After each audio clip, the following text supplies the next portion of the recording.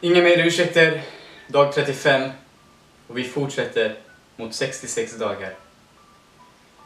Igår nämnde jag perspektiv och hur viktigt perspektivet är för att förändra ens tillvaro och för en att se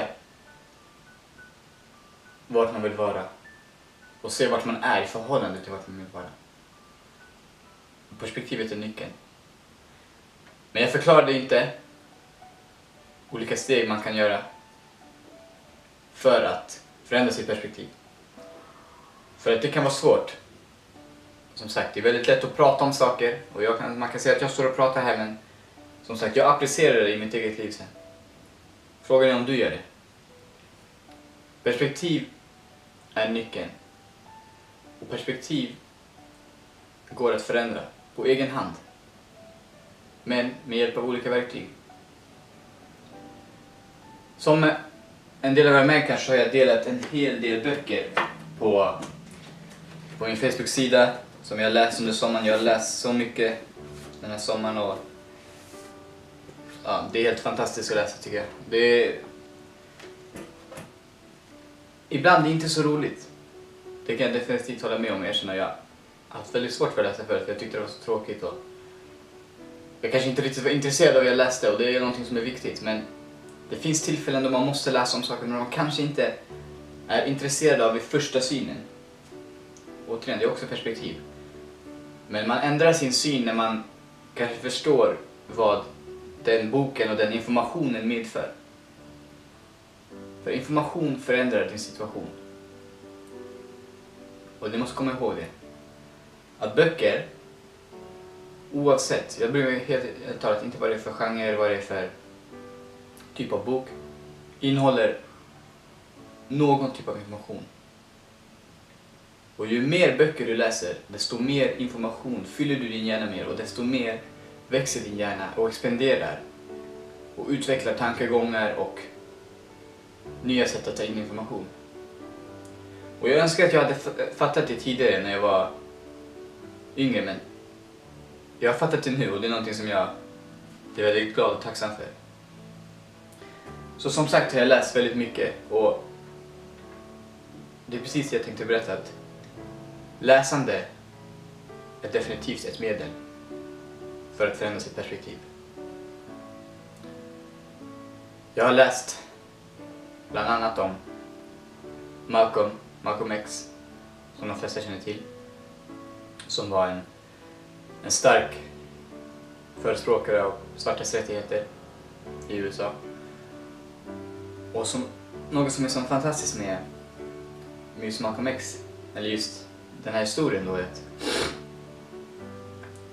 Malcolm X hamnade i fängelse när han var ute och protesterade för svartas rättigheter. Och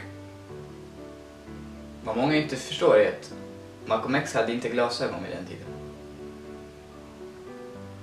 Kanske inte många som vet det, men när han hamnade i fängelse så började han läsa väldigt mycket.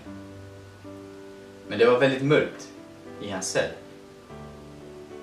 Men vad han gjorde var att han uppoffrade sin syn.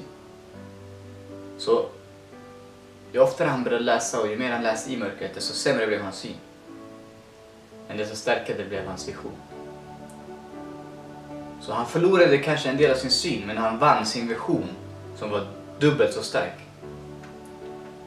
Och vem vet, vi kanske aldrig hade sett det USA vi ser idag om det inte var tack vare individer som Malcolm X och såklart Martin Luther King, som utmanade sig själva konstant och sina tankegångar och idéer och sitt perspektiv.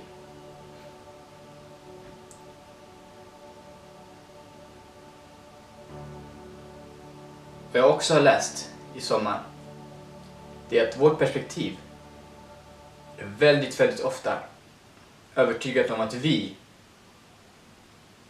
skulle göra bättre än andra i olika situationer. Och att vi finner det dubbelt så lätt att se andras misstag än se våra själva. Det känner säkert många själv igen i form av bibelbudskap och andra religioner. Så vad betyder det? Jo, Att du kan redan börja med idag, utan att ha en bok, utan att ha tillgång till någon yttre information. Bara se till dig själv och tänka. Är jag helt ärlig mot mig själv och mot andra?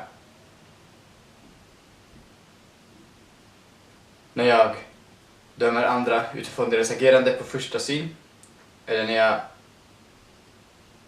ser annorlunda på människor som kanske inte bär lika välklädda kläder som mig, eller lika formella kläder som mig, eller inte har samma uttryck som mig.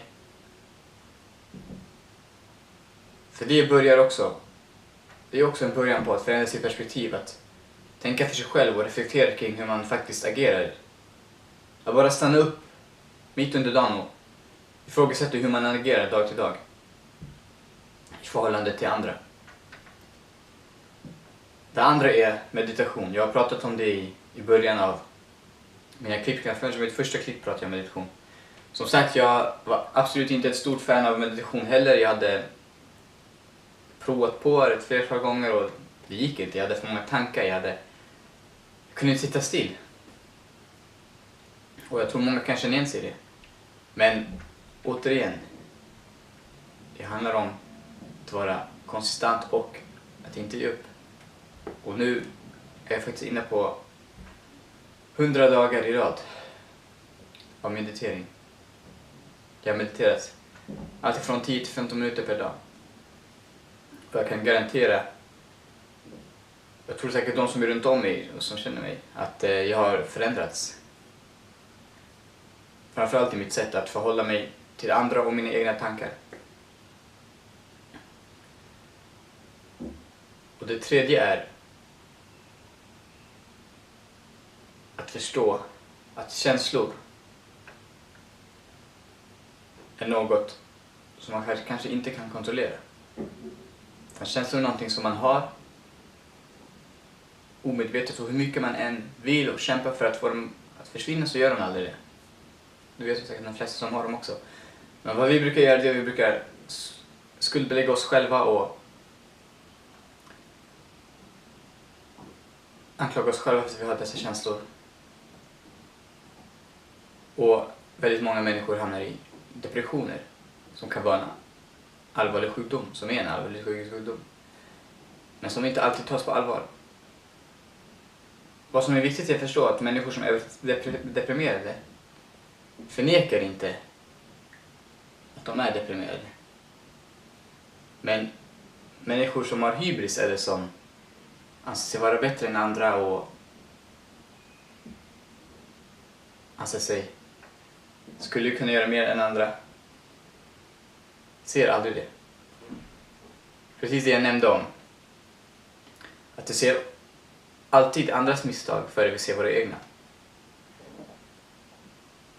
Så med det sagt, om man vet om att man har en tendens, för det finns också mycket forskning som visar att det finns genetiskt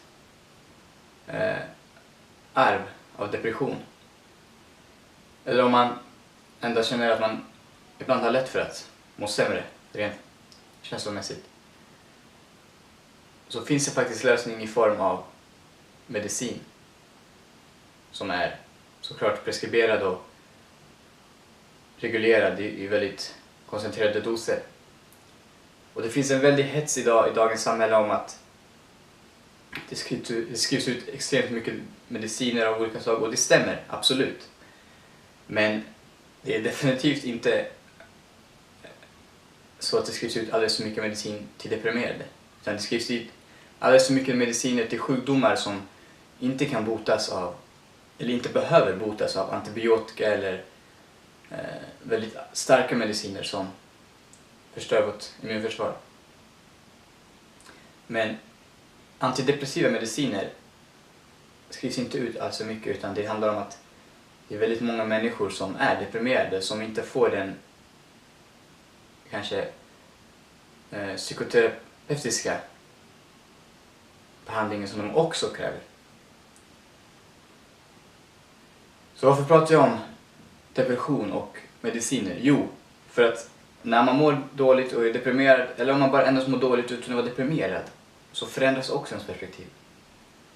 För att man tänker i andra tankebanor och man mår sämre och man tänker sämre om sig själv och om andra. Och då är det viktigt att veta att man kan ta sig ut.